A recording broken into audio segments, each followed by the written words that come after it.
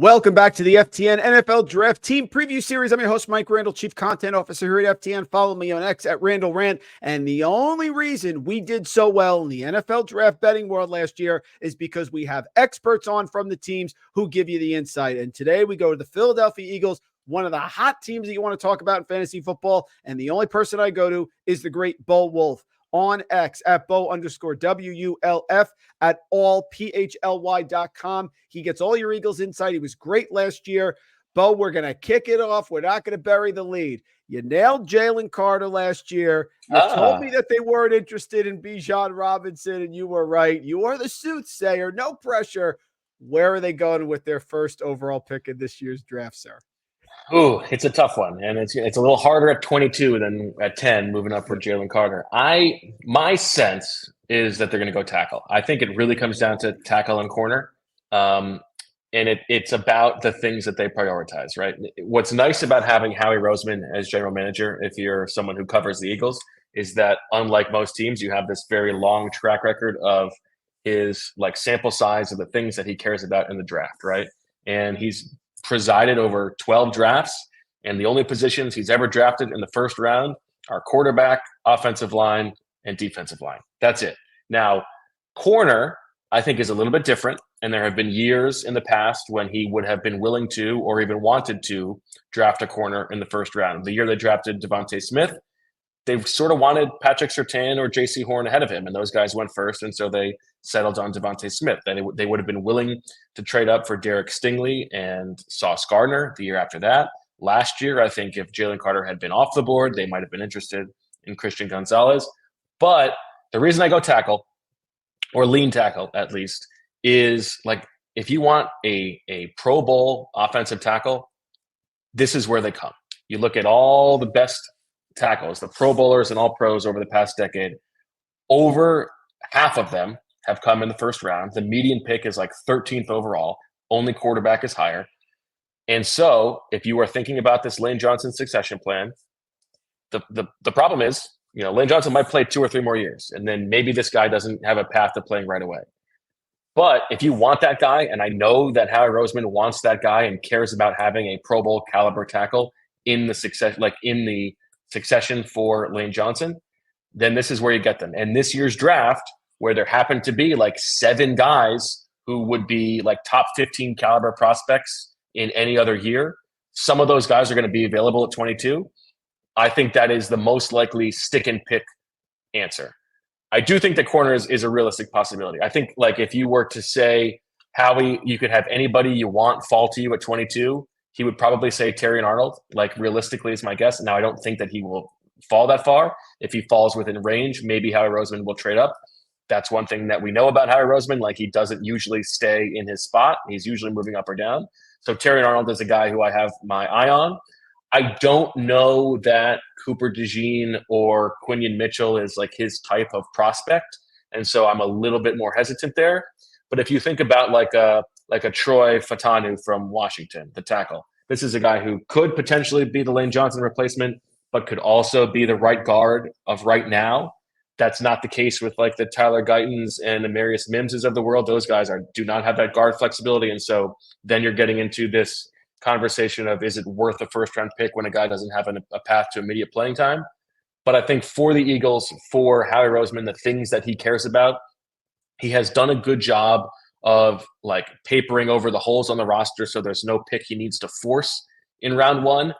I think tackle is the thing that is the way that he wants to build a football team from a talent acquisition standpoint. So that's the way that I lean. It makes total sense. Right now, they are plus 110 on DraftKings. Take a cornerback, plus 180, take an offensive lineman. But you are preaching to the choir here, Bo, because I have been on over 9.5 offensive linemen taken in the first round for quite a while. That number has dropped precipitously. I agree. I think in that area, that makes a lot of sense. Sure, if he could get up early and get Arnold or someone like that, I understand. DeJean is in that area, but I think offensive tackle makes a lot of sense. Totally agree with you. Last year at this time, Bo, we're talking about the backfield for the Eagles. We were debating about the role Rashad Penny was going to play, Kenny Gainwell, Trey Sermon was involved because Swift didn't happen yet. Yeah, but until now, the draft. Yeah, now I think you have a running back. So talk to me about how you see Saquon. I mean, to me, it's wheels up. He's going to have a phenomenal opportunity. Certainly, I think dominating touches. Just talking about Barkley's role and getting him acquired here with the Eagles. Yeah, I mean, I don't think that the Eagles are like bucking their trend of running back valuation to bring in Saquon Barkley and put him in a timeshare, right? He is here and he's being paid to be the guy on all three downs, and they are going to run the offense, not necessarily through him, but the opportunities that he's going to get are going to be really advantageous, right? Like the whole idea behind the signing is that maybe the league has gone too far in not valuing the best running backs, right? Like it's not worth paying for middle of the road production because you can find that easily. But for the guys who are the best, maybe they're not getting paid enough. And like the comparison the Eagles will make is like Saquon Barkley's making Darnell Mooney money, right? Isn't he more valuable than Darnell Mooney? I don't know if that's the case, but this is a guy who has been on pretty much only really bad offenses in his career, has never played behind a good offensive line. Now you take him and he gets to play behind what should be a very good offensive line. Although I do have some concerns about how easy that will be without Jason Kelce. And he gets to play next to Jalen Hurts. So this is an offense where the defense is not solely focused on Saquon Barkley. He's got two big weapons on the outside, three if you count Dallas Goedert. Like this is going to be what should set Saquon Barkley up to have like the most efficient season of his career. And I think as long as he stays healthy, he's going to get 200 touches, right? So you're betting on health, and that is a tough bet at someone at his age and workload. But if he stays healthy, they are not going to like force Kenny Gainwell onto the field in 2-minute drills just because he's done that in the past. And they could provide more fortification if they take an offensive lineman with their first pick. Last question, Bo. Great as always. We'll get you out of here. Just talk about how last year's draft went this year. For the top 5 picks were on the defensive side of the ball. How do they project this year, and how can that affect how the subsequent picks after the first round are made for the Eagles in the 2024 NFL draft? Yeah, I mean, so they trade up one spot to make sure they get Jalen Carter. I think they were happy with everything they saw from Jalen Carter. I mean, he was dominant in the first half of the season and then sort of quieted a bit in the second half, which pretty much the whole defense did. But you saw the talent and the potential that he can be one of the best defensive tackles in the NFL. And I sort of think that, we'll compare him to Nolan Smith in a minute, who they took at the back end of the first round. The willingness to part with Hassan Reddick and send him to the Jets for just okay compensation, despite going to sign Bryce Huff, to me is more a bet on Jalen Carter than it is on Nolan Smith. It's like if we have this guy who we think can be really dominant in the middle, then maybe we don't have to pay quite so much for the guys on the outside. Nolan Smith, as a rookie, this was a defense that was desperate in the second half of the season to find somebody to hit the quarterback and desperate for somebody to take some of the pressure off of Josh Sweat and Hassan Reddick, who were tracking all season long, like way ahead of the snaps that they usually play. And still, Nolan Smith could not get on the field. And so that tells me that they didn't trust him. And that's the coaches. And you know what? Maybe that was not a very good defensive coaching staff. But there's no doubt that the Eagles need more from Nolan Smith this season. He's going to be probably third in the rotation, depending on what happens in the draft, behind Bryce Huff and Josh Sweat.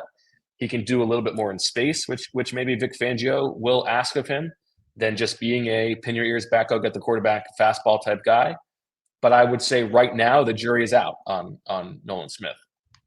Third round, they took Tyler Steen first, who was a tackle, guard, versatile guy. And as a rookie, it was a little bit like Nolan Smith. Like there were opportunities where they needed a person to be a fill-in starting guard, and they went to Sua Opeta over Tyler Steen. And then they let Sua Opeta leave in free agency this offseason. So that tells you what they thought of Steen. And then there's this parsing what Nick Sirianni meant when he was asked at the owners' meetings about who's going to compete at right guard. And he didn't mention Tyler Steen until somebody else brought him up. I think that's probably not a big deal. But I think it does tell you that Nick Sirianni is not going to bed right now expecting Tyler Steen to just be the starting right guard. There's going to be some kind of competition, and it will obviously matter what they do in the top of the draft if they draft a tackle who can play guard. Sidney Brown was an impressive rookie Now, he didn't get a chance right away, but once he got on the field, he brought a little bit more athleticism and speed and versatility than they had. But then he suffered a torn ACL at the end of the season. So right now, he's like fighting to be ready for the start of the season. He says that he'll be ready for week 1, but they don't need him to be. They've got CJ Gardner-Johnson, who they signed in free agency, and Reed Blankenship, who can start at safety. I think Sidney Brown will be the third safety there. Keely Ringo, who they traded a third-round pick at the top of the 4th round to draft, is right now probably penciled in to be the starter opposite Darius Slay. Again, we will see what they do at the top of the draft. If they draft somebody else in the first 2 rounds, then all of a sudden Keely Ringo is probably looking at being the eventual Darius Slay replacement as opposed to a week 1 starter. But he was, I think, impressive late. He had a sort of a tough training camp, but as the season went on, he got some opportunities to play and he looked okay. And he was also the youngest player on the team last year. So he's a player that they feel good about. And then the day 3 guys, Tanner McKee, who had a great training camp, I thought might be penciled in to be the number 2 quarterback on a really cheap cost control deal. Then they make the deal for Kenny Pickett, so McKee will be the number 3, and Moro Ojimo, a 7th round defensive tackle, another player who they liked what they saw from, and he will probably be on the 53 and part of the defensive tackle rotation.